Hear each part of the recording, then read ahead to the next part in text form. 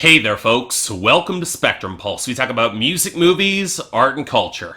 And today we're going to be talking about the debut album from Natalie Hemby called Puxico. So I've talked a fair bit in the past about the whole Nashville songwriting machine. You know, that list of names that you'll see crop up again and again if you dig through the liner notes of mainstream country. And well, for a while I tended to have something of an allergic reaction to this segment of the industry. Well, on some level, nowadays I get it. For a mainstream public who can't stand major change and who would recoil from most auteur-driven music, you need people behind the scenes to help fill time on the radio, or at the very least enough songs to fit the albums that are cranked out every couple of years, whether or not you like them or not. But here's the thing, with the recent upheaval and swings back towards neo-traditional and indie country, you're not just seeing a fair few artists grab hold of the writing duties from themselves in the mainstream, but several longtime veterans who put in their time behind the scenes now step out into the spotlight. The big name, of course, is Chris Stapleton, who released Traveler back in 2015. But you go a year earlier and you'd see Eric Posley, or to a lesser extent Cole Swindle, or a year later and you get Laurie McKenna and her spellbindingly excellent album The Bird and the Rifle.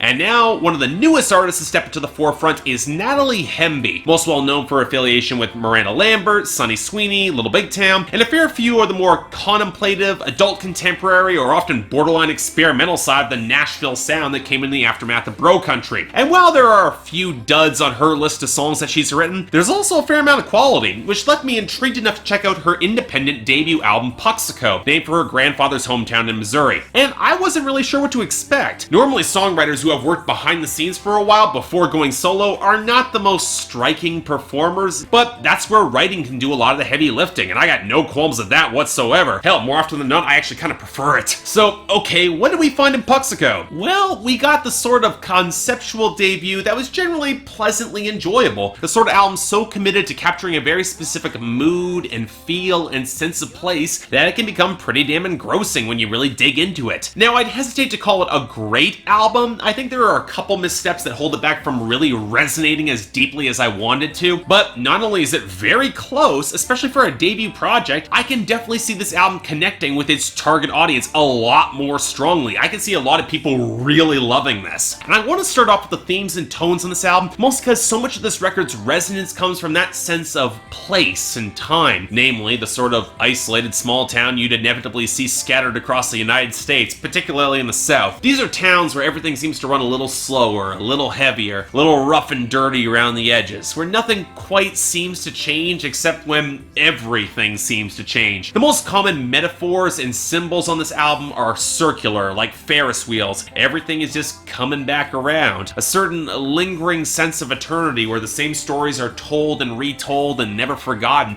That sense of heritage and history. Now, small town America is a very common topic in country, but Natalie Hemby's approach to the subject is much more impressionistic in the writing. The stories are more abstract, the details kind of blur together a bit, and coupled with the hazier production gives you the impression and feel that she's going for more of a feel and emotional sense than a direct narrative. And look, I'm no small town guy. I'm a city boy through and through, borderline hipster trash. I can look out my window right now and see a wall of bricks. And if I'm looking to go into the country, I'm going so far out into the wild where humanity is gone. My point is that small town America and Canada are never cultural myths that I personally have put much stock into, which means that it takes a country songwriter with real talent to suck me into this sort of story. And to her credit, Natalie Hemby scores a couple really powerful moments here. The sepia-toned love story on Lovers on Display, the flooded out countryside on the cloudy roads of Cairo, Illinois, to especially the long shadows of memory that fill This Town Still Talks About You. That shows how one who does leave to go places can hold a distinct place in that small town story for far longer than you would ever expect. And it's implied on songs like I'll Remember How You Loved Me. While you might remember only those people that you love, those small towns never really forget the whole story. Now, all this being said, for as much as this record captures that small town feel,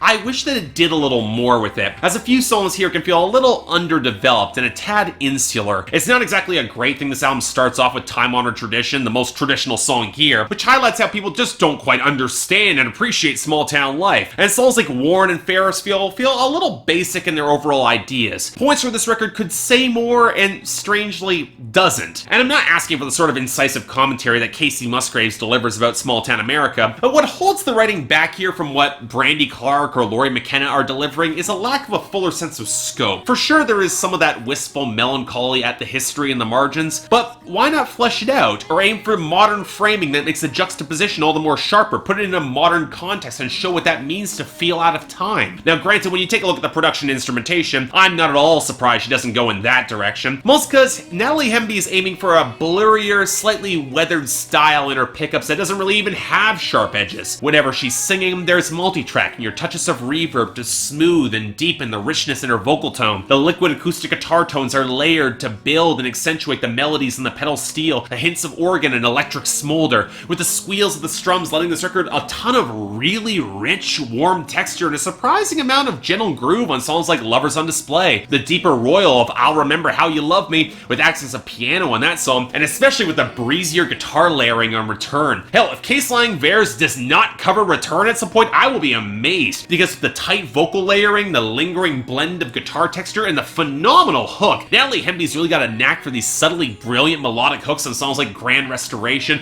or This Town Still Talks About You. It is right up their alley. It's a really damn great song, and that's before you get tracks like Cairo, Illinois, which with the deeper acoustics echoing over a huge mix feels like a cut that should have ended up on Miranda Lambert's The Weight of These Wings, and likely one of the better songs off that project. Now, I won't say the production is perfect here. The percussion and hand claps can feel a little stiff and programmed, a little bit too prominent in the mix sometimes. I wish they were blended a little bit better, and you could definitely make the argument this record, by playing to a very mid-tempo vibe, could use a little bit more rollicking energy. But I'm not going to deny that the slower, more contemplative sound was kind of part of the point, even if it does make the record that's only just over a half hour feel a surprising amount longer. But as a whole, you know, I gotta say, I'm still a little on the fence about this as a debut. The sonic backdrop and subtle grooves and sticky hooks really are enticing, and at its best moments there is some real poignant power in capturing that small town feel, even from a guy who is, again, not a small town fan. And yet, at the same time, it feels a little insular and self-contained in a way that doesn't feel self-satisfied, but does feel a little too safe. But to be fair to Natalie Hemby, this is a debut with easily more texture and well-balanced impressionistic writing to stick with me pretty well, and it's not her fault that I'm stuck covering this record later than I would like to, in the immediate aftermath of some seriously asinine foreign policy south of the border, where an insular picture of small-town America seems quaint, but kind of myopic. And from everything I can tell, Natalie Hemby is looking to more universal themes, and simply using the imagery and tones to set up the story. That's certainly how a lot of the writing comes across. And I do get the feeling this album will hold up outside of the events that's going on right now. So, you know, I'm leaning on the positive and giving this a very, very light 8 out of 10, and definitely a recommendation. It's for sure on the cusp of greatness, folks, and for a slice of excellently produced and beautiful indie country, this is something you're gonna definitely want to hear, so make sure to check this out. You won't regret it. So yeah, thanks a lot for watching. You'd like to like and subscribe, I'd be more than grateful. I got a link down here in the description below. You definitely want to be picking up this album. I know probably a lot of you haven't heard about it. There's your chance to get it. It's pretty short and it is something special.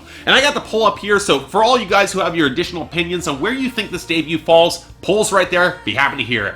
Anything else I might be able to do to improve my presentation, I'm all ears. And if you guys want to get more involved in my incredibly busy schedule coming up, the link to my Patreon is right here. 3 times a week, everyone gets a chance to vote, Tuesday, Thursday, and Saturdays. And on Saturdays, the people in the higher Patreon tiers get to add records to my schedule, or maybe even movies. More details are right over in the link here, but until then, I'm Mark, you're watching Spectrum Pulse, and I'll see you next time.